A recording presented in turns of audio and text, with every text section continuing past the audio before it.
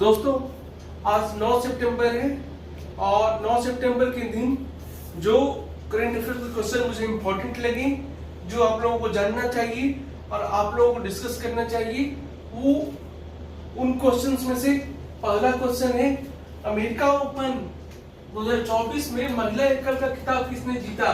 तो America open जो है टेनिस टूर्नामेंट जो है वो साल का अंतिम ग्रैंड स्लैम खिताब होता है, ग्रैंड स्लैम टूर्नामेंट होता है। अमेरिका ओपन जो है वो साल का अंतिम टेनिस का ग्रैंड स्लैम टूर्नामेंट होता है। इसका महिला एकल खिताब किसने जीता। तो उत्तर है आर्याना सबालेंका ने। तो महिला एकल खिताब जीता आर्याना सबालेंका ने, ये याद करने वाली बात है। तो दूसरी वरीयता प्राप्त बेलारूस की, तो आर्याना सबालेंका कहाँ की है।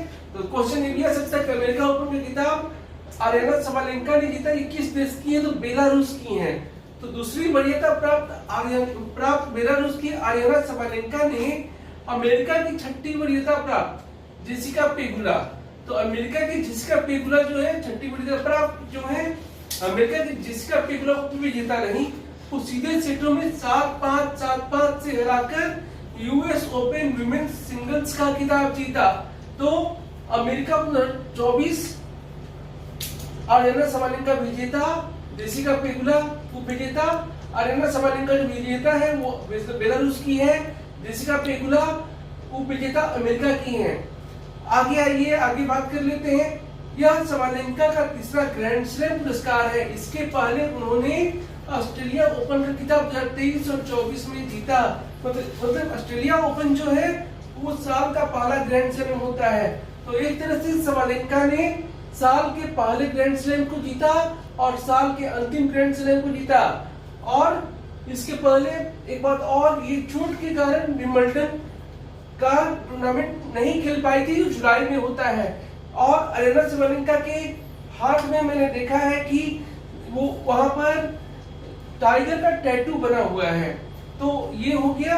अब एंजेलिक कर्बर के बाद, एंजेलिक कर्बर 2016 में जीती थी, उसके 8 साल के बाद किसी महिला खिलाड़ी ने ऑस्ट्रेलिया और यूएस ओपन का खिताब एक ही कैलेंडर वर्ष में जीता है। तो ये रहा दोस्तों आज का अमेरिका ओपन 2024 में महिला एकल से संबंधित क्वेश्चन।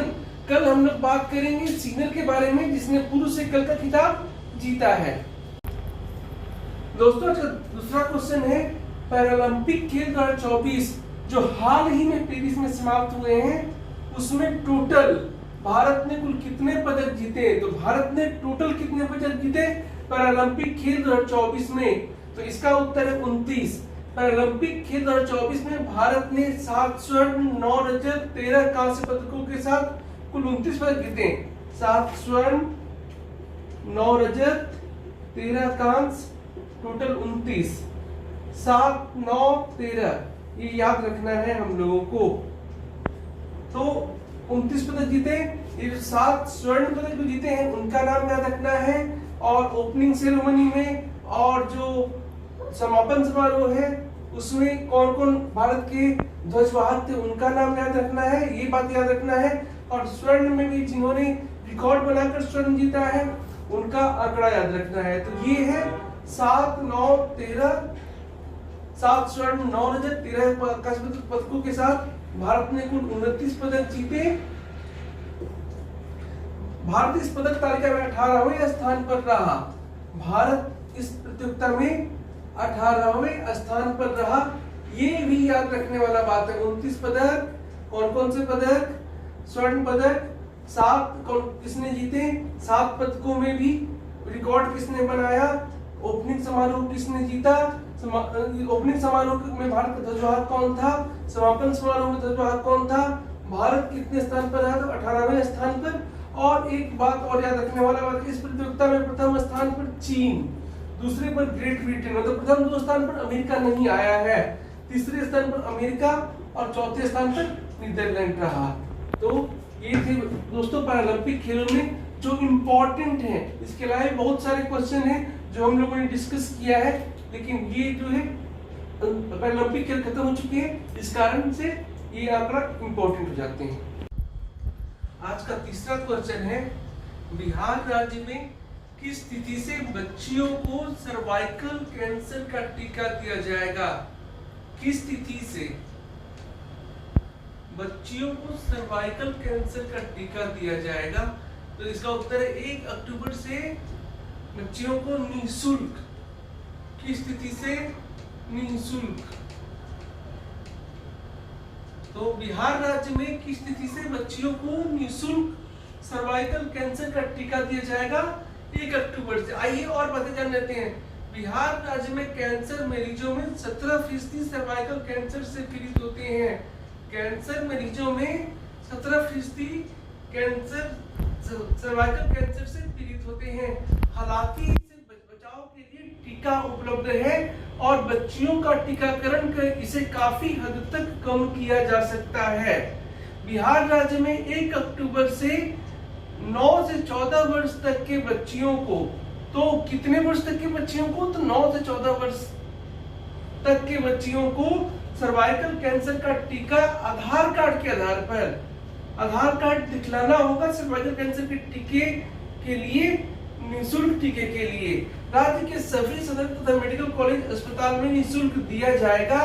किशोर बच्चियों को सर्वाइकल कैंसर का टीका देने वाला बिहार पहला राज्य है। तो बिहार पहला राज्य है और इसके लिए राज्य सरकार ने प्रथम चरण में 150 करोड़ रुपए की स्वीकृति दी है। तो ये इंपॉर्टेंट क्वेश्चन है, इसके बारे में है कि 1 अक्टूबर से राज्य में जो 9 से 14 साल तक की बच्चियां हैं उनको निःशुल्क सर्वाइकल कैंसर का टीका दिया जाएगा। इसके उन्हें आधार कार्ड दिखलाना होगा। बिहार राज्य के सभी सदर अस्पताल और मेडिकल कॉलेज अस्पतालों में ये होगा और ऐसा करने वाला बिहार देश का पहला राज्य है।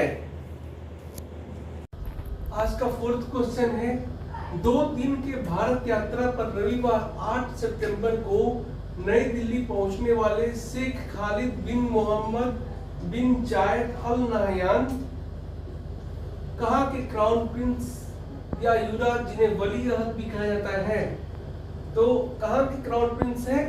अल नाहयान, तो आबू धाबी के। तो इस बारे में और बात जान लेते हैं। नाहयान अपने भारत प्रवास के दौरान पश्चिम एशिया में बढ़ते तनाव के बीच ऊर्जा तथा संपर्क सहित विभिन्न क्षेत्रों में द्विपक्षीय संबंधों को मजबूत करने पर चर्चा करेंगे। केंद्रीय वाणिज्य एवं उद्योग मंत्री पीयूष गोयल ने हवाई अड्डे पर आबू धाबी के वली अहद की अगवानी की। तो किसने अगवानी की? तो पीयूष गोयल ने अगवानी की, जो केंद्रीय वाणिज्य एवं उद्योग मंत्री हैं। दोस्तों, आज का 5वां क्वेश्चन है कि इस देश में रविवार 8 सितंबर 2024 को अंतर्राष्ट्रीय साक्षरता दिवस के दिन एजुकेशन इमरजेंसी की घोषित की गई या की घोषणा की गई? तो ये कल हम लोग अंतर्राष्ट्रीय साक्षरता दिवस के बारे में विस्तार से चर्चा कर चुके हैं। तो कल के दिन किस देश में एजुकेशन इमरजेंसी की घोषणा की गई या एजुकेशन इमरजेंसी घोषित की गई? तो पाकिस्तान में। तो पाकिस्तान के प्रधानमंत्री शहबाज शरीफ ने 8 सितंबर 2024 को अंतर्राष्ट्रीय साक्षरता दिवस के दिन देश के 2.6 करोड़ 26 मिलियन बच्चों जिनकी पहुंच स्कूल तक नहीं है, चिल्ड्रेन आउट ऑफ स्कूल, को साक्षर बनाने के उद्देश्य से एजुकेशन इमरजेंसी की घोषणा की। उन्होंने इसके लिए सिविल ऑर्गेनाइजेशंस से सहयोग की अपील की है। दोस्तों, 6वां क्वेश्चन है, एशियाई खेल परिषद OCA के अध्यक्ष चुने जाने वाले पहले भारतीय कौन हैं? तो इसका उत्तर है रणधीर सिंह। तो 5 बार के ओलंपिक निशानेबाज रणधीर सिंह को इस महाद्वीपीय संस्था के 44वें आम सभा के दौरान यह जिम्मेदारी दी गई। उनका कार्यकाल 2024 से 28 तक होगा। उन्हें सर्वसम्मति से चुना गया। उल्लेखनीय है कि वो जो थे 45 सदस्य थे, उनमें से 44 उपस्थित थे। OCA के 45 सदस्यों में से 44 उपस्थित थे और 44 ने रणधीर सिंह के पक्ष में वोट दिया और वो एकमात्र उम्मीदवार भी थे OCA अध्यक्ष पद के लिए।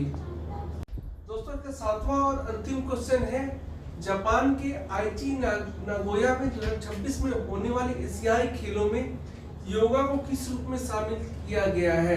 तो एक क्वेश्चन से ये क्वेश्चन बन जाता है कि 2026 के एशियाई खेल कहाँ होंगे? आईची नागोया में। आईची नागोया कहाँ है? जापान में। तो इसमें योगा को किस रूप में शामिल किया गया है? प्रदर्शनी खेल के रूप में। प्रदर्शनी खेल का मतलब होता है कि इन खेलों में विजेता को पदक नहीं दिया जाएगा, और ये जो है अगर सब कुछ ठीक रहा तो 2030 से ये पदक वाले खेलों में शामिल हो सकता है। एक बार बहुत पहले शतरंज को जो चेस है उसको भी प्रदर्शनी खेल के रूप में ही एशियाई खेलों में शामिल किया गया था। तो दोस्तों ये थे आज के 7 क्वेश्चंस जो मुझे लगे इम्पोर्टेंट हैं, लेकिन आप लोग भी अपने तरफ से इसके अलावे भी न्यूज़पेपर या मैगजीन को पढ़ा कीजिए ताकि और भी क्वेश्चंस हो और परीक्षा में क्वेश्चन छूटने की संभावना कम से कम हो। धन्यवाद।